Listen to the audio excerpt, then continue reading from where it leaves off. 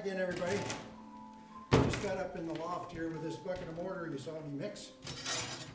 And what I do is I turn it upside down and dump it on this table. And being a little violent helps the mortar. The more it works, the more crystals from forming, the better the mortar works. Now for tools here, I have this table with that I dump the mortar on. I have this hawk that I use to hold the mortar up against the wall. I have a big bricklayer's trowel that I use sometimes for loading up my hawk. Sometimes I use the back of it instead of a hawk in certain places. And I can't go into all the reasons I use all my different trowels. You saw me use this medium-sized one to load up the bucket. And now this is my troweling workhorse, or my chinking workhorse. It's a small trowel, and I can use it to load up mortar sometimes, but it's a little quicker to use this big bricklayer's trowel. Now, you can see I got a start on this seam, and this is the one I'm working on. So I'll just show you how I do it. I put this hawk right on the log, and push the mortar right into the crack. And I want the mortar to completely flow around those nails, so I wiggle it and push it with the point of the trowel into the seam to make sure that it not only gets back behind the nails, but when it is back there, it's liquefied or soupy. So I vibrate the trowel quite a bit as I push and get the mortar stuffed into that crack. And I move on, keep stuffing the mortar into the crack as I go.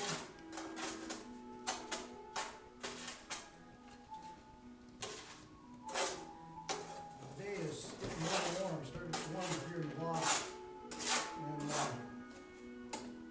And I'll delay it a little bit, making the first part of the video, so this mortar is starting to dry out a little bit. I might have to add a little water, but I don't think so.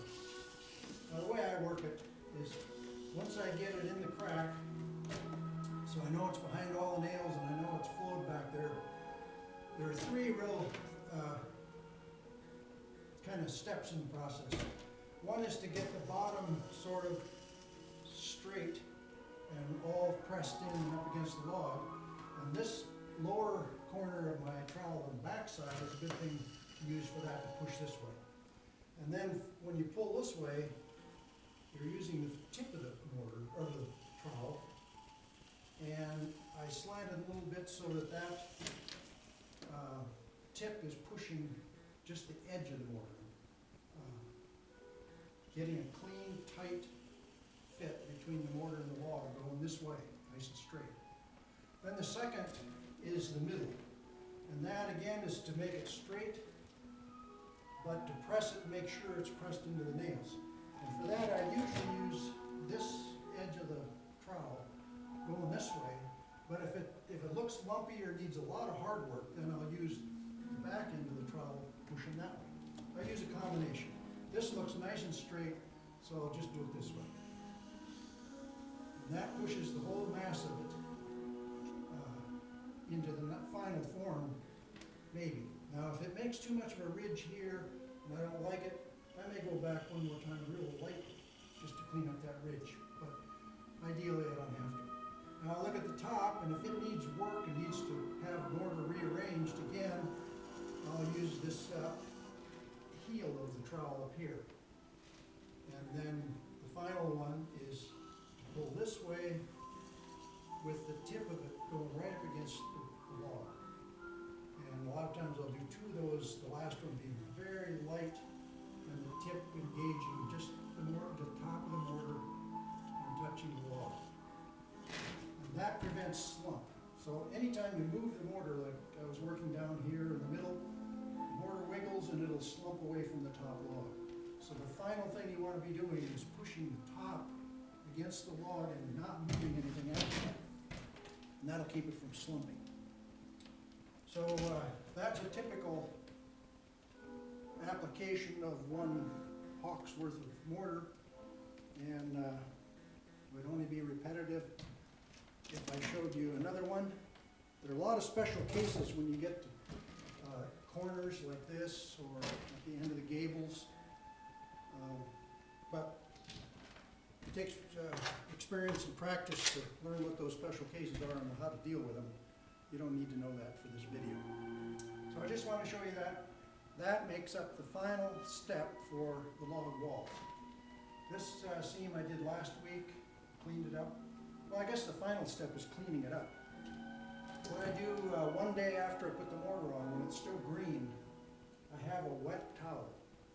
Or one corner of it's wet or damp, and then the rest of the towel's dry. And I have a tool, should have had it prepared. Let me get it.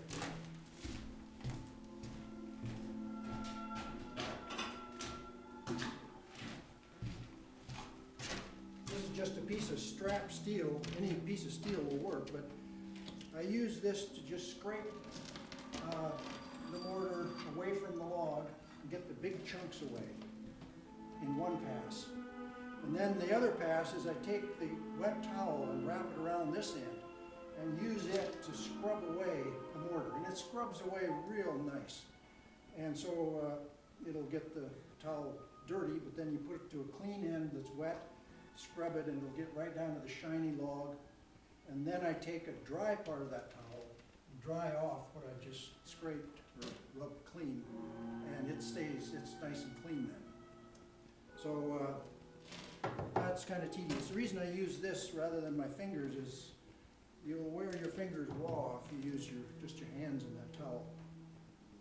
So that's the final step, the cleanup of the mortar mess after the chinking, and then these log walls are complete.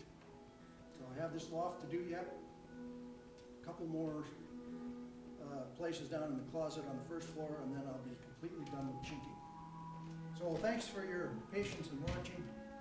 Sorry for the amateur production, but I'm in the business of building log, not in the business, but the job is to build a log house, not make movies.